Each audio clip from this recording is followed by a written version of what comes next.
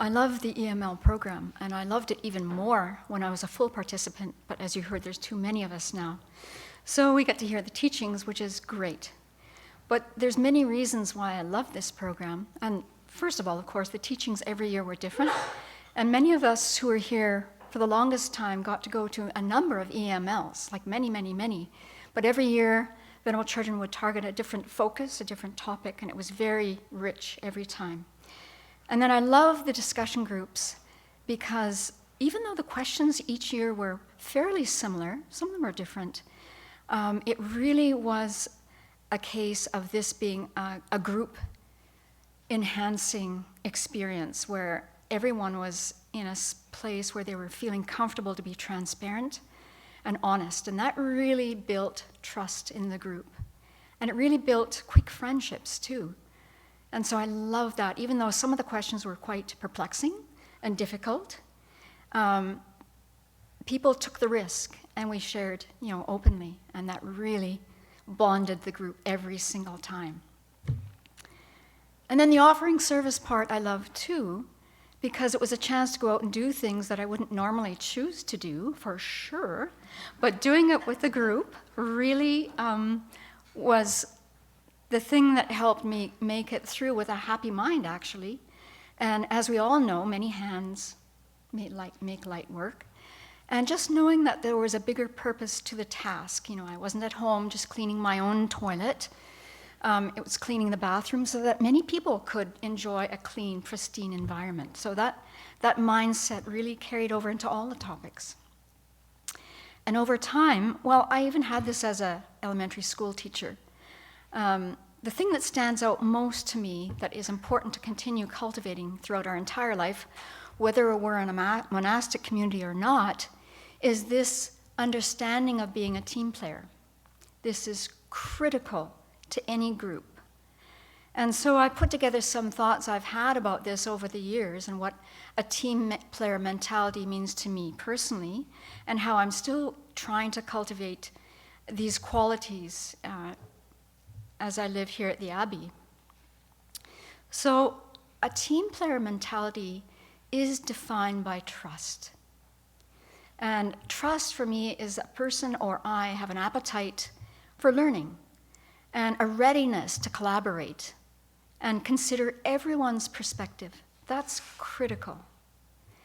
And a team player recognizes that it's all about the greater good.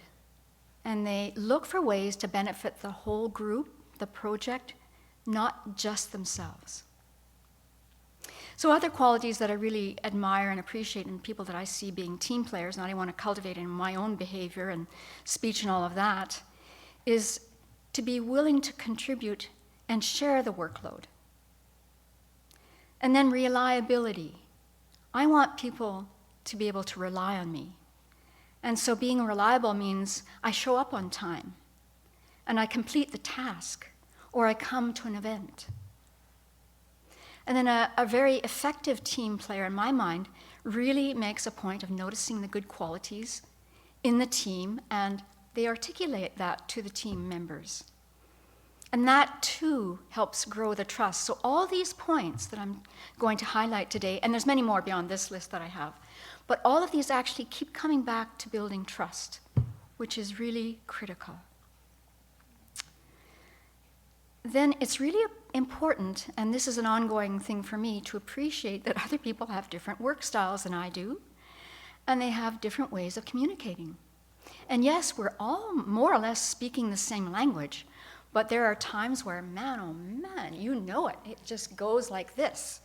And so to really appreciate that, someone else's way of operating, yes, it's different than mine, and mine isn't the only style. And to appreciate what they can do, they get the task done, totally different in the way I would anticipate it, but to respect that, that's important. And then it's important to maintain an open mind, and this is being open to other people's ideas and perspectives. And so that means honing our listening skills and being receptive to feedback, constructive feedback, and not reacting to it. So constructive feedback, that's a whole other topic for another BBC. So instead of being defensive when we receive constructive feedback, to really think about it before we say anything. And then to think about how this could be really beneficial for me to consider. Another important part of being a good team player is taking responsibility for my mistakes and looking for solutions. And to really deeply understand how what I think, say, and do really impact the group I'm in. And if I have made a mistake, to share that with the group and then figure out what's the solution for that. So trust is foundational to any team you can think of, not just a monastic community, but anywhere you are in society. Trust is critical. And we can't gain trust in our teammates if we don't respect their perspective. And so it's really important to assume that everyone has a positive intent. And for the most part, people that we're interacting closely with, they have the same goal. So even if our role, wherever we are, might be perceived as more crucial for the team, it's really important to recognize that everyone on the team is important, not just the lead or the so-called important or talented one. So, of course, these are aspirations that I have every day, and I'm sure that we all have. I've glimpsed briefly the group here for EML, and I see that those traits are really showing up in everywhere where I've had a look. And then, of course, there's times where we get overwhelmed with our afflictions and previously created karma. And if we don't catch these, and if we simply allow this to just grow and we just nurture it, then we risk the eventual state of behaving like a prima donna. I really like this word, prima donna. It really captures the self-centered thought. It really does. And so to make sure that we're all understanding what prima donna means, here's some things that define a prima donna. Now, originally, of course, prima donna is an Italian word, and this was given to the lead singer in an Italian opera company. But pretty soon, people in all countries of the world realized in their opera groups they had prima donnas. So, what does this mean? At times, these prima donna had a grand offstage personality, and they had strict demands of fellow troupe members, of musicians, of set and wardrobe designers, producers, and other staff. And they were tolerated simply because of their consummate talent and their draw at the box office. They were tolerated. They brought in the bucks. They were a pain. They are a pain in the neck. So from experience, the term prima donna has grown around the world, and it's come into common usage in every single field. It is not gender specific. Prima donna applies to men and women in every field. Now, I don't know about you, but I have worked in the past for a prima donna. It was probably the most miserable. No, it's not you, venerable children. I have worked for a prima donna in the past, in my lay life, and I will tell you, it was the most suffering experience of my entire life. The entire staff was walking constantly on eggshells. We didn't know what might be coming at us. The door in my classroom could fly open, and this person storms in, blurts something to the whole class, storms out, and slams the door shut. And I'm looking at the kids, and they're looking at me like, and I just try and soothe them, and we carry on with the day. It was really big suffering. Yeah, so the contemporary version of this word now has gone on to take a negative connotation, as you can imagine, and it includes someone who is vain, undisciplined, egotistical, obnoxious, temperamental. A person like this cannot work under direction of anyone or on a team. So I'm telling you about a prima donna because I don't want to be one. And in moments, I am one. In moments, we are all, in moments, I'm not calling you a prima donna, let's be clear about this. In moments, we have prima donna moments. And if you're mad at me now, as my mother would say to me, well, if the shoe fits. So what are some of the red flags for being a prima donna? And this is not an extensive list either. You can make your own list. So prima donnas, that mentality starts making lists, or they announce what they will or will not do. I'm not going to do that. You can't make me. And even though there is a schedule, a prima donna starts showing up for fewer and fewer group activities, just because they can. And a prima donna, well, with a prima donna, because you never know if they will show up, then they've lost my trust. I can't trust the person's going to show up. And so my trust and confidence in a person who's displaying this a lot has really evaporated. A prima donna is unable to receive or give constructive feedback. Instead, they have the view that they are the only ones suitable for the task or the role.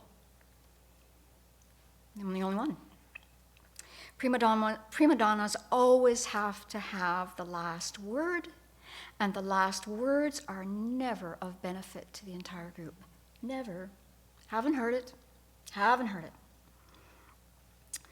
Prima donnas are intolerant of the views and opinions of others, and so you know what? They end up being very lonely and isolated.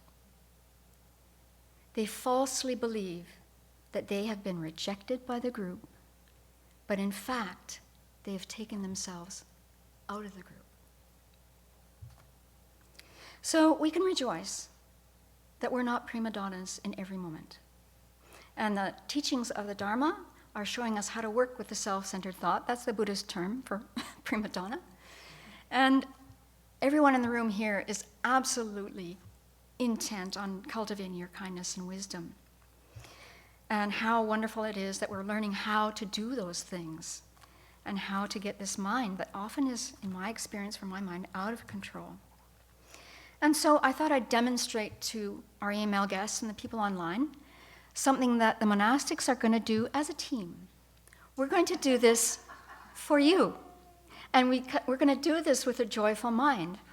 And so the monastics are going to come up and we're going to chant the verse of rejoicing. And this is a chant that comes close to the end of the ordination ceremony. Yes, we're going to do that at the end of the course, Venerable Children. There might be copyright on the tune, but right now we're...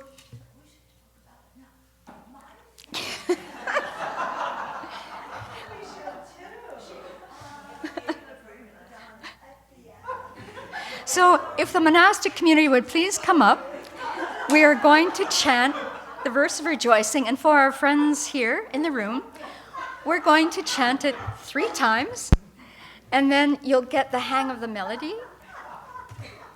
And so you can hand these out in case you need the words. How wonderful when one encounters the Buddha. There is no one who is not happy. In the past we have created, merit and generated the wish to meet the Buddha Dharma, and now we have obtained great Dharma benefit. How wonderful when one encounters the Buddha. There is no one who is not happy. In the past we have created, merit and generated the wish to meet the Buddha Dharma, and now we have obtained great Dharma benefit. Last time.